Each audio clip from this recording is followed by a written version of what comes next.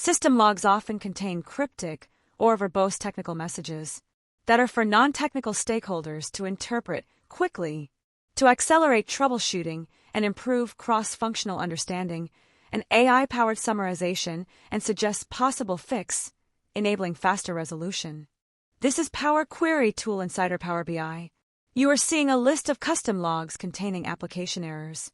I have created a query in M code that calls Azure OpenAI to get summarization and fix for the logs. Now, you are looking at Azure AI Foundry. Here I am creating a chat assistant to generate AI summary by choosing suitable LLM model. I am deploying this resources so Power BI can access the resource and provide the out. Once the endpoint and keys are provided to the Power Query, it will start generating the text summarization. Once the data is loaded into Power BI, an AI-generated summary panel appears, offering users an interactive overview of key insights with dynamic filtering options to tailor the context and suggested fixes to their specific needs.